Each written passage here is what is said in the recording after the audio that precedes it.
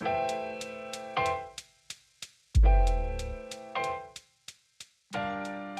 this is Pastor Adam from Newsong LA Church. Today we're going to be talking about breaking the power of the past.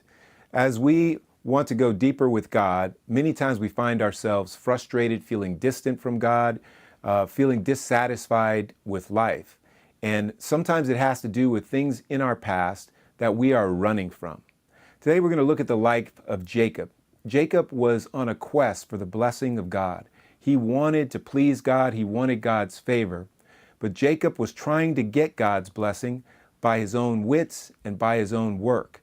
His own effort, he thought, would somehow get him God's blessing. And so he wasn't the firstborn. He was born just minutes, seconds even, after his brother Esau. So to get the rights of the firstborn, Jacob tricked his brother into giving him his birthright. Later on, Jacob tricked his father into pronouncing a blessing over him. Jacob thought he could somehow get God's favor and God's blessing by his own wits and by his own work. Have you ever tried to establish a relationship with God that way? Sometimes even those of us who are Christians, we find ourselves relying on our own wits or on our own works in order to have a sense of satisfaction or sense of self-worth or a sense of having God's favor. I was recently traveling in Germany commemorating the life of Martin Luther. It's been 500 years since Martin Luther nailed his 95 Theses to the door of Wittenberg Church. Martin Luther was crying out against the corruption that was going on in the church.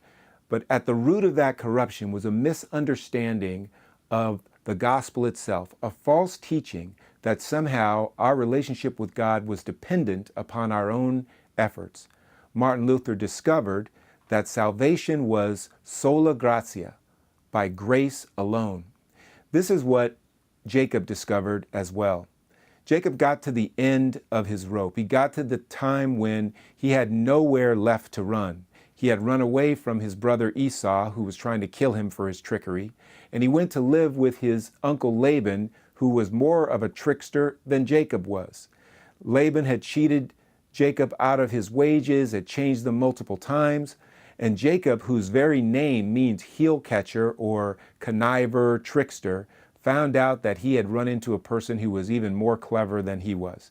So Jacob ran away from his uncle Laban, who had become also his father-in-law, and then he was on his way home and remembered that Esau was trying to kill him when he left home before. In an effort to try to win his brother's favor, Jacob sends all of his wealth and his family ahead of him, and he spends a night alone. That night, Jacob wrestled with God, and he found that he had met his match. He wrestled with this person. He didn't realize he was wrestling with God himself, and he finally cried out for the blessing of God.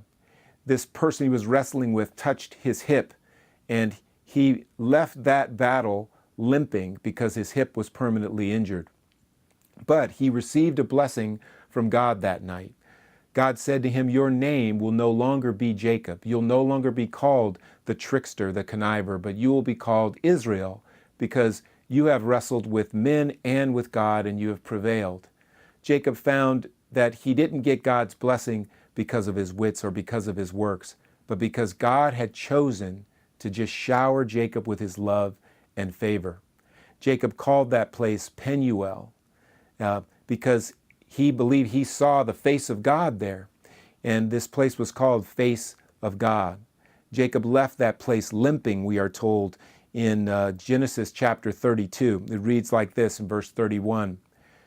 The sun rose upon him as he passed Peniel, limping because of his hip. This discovery that Jacob had, that God's favor was given just because God has chosen to love us, is what Martin Luther discovered as well. It's what set him free and what launched the Protestant Reformation. Luther found in Romans chapter 1, verse 17, among other places in the Bible, this powerful truth that our salvation is by God's grace alone. Listen to this in Romans chapter 1, verse 17. For it is the righteousness of God is revealed from faith for faith, as it is written, the righteous shall live by faith.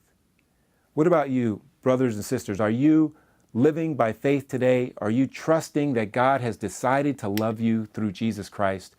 Or like Jacob, are you running from God and trying to get God's favor by your own effort?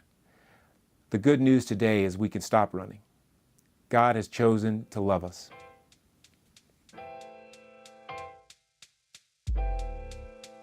This is Pastor Adam. Thanks for watching this message. To see the full-length message, be sure to go to our website at newsongla.net. You'll also see a lot of ways to get connected to our Newsong LA community.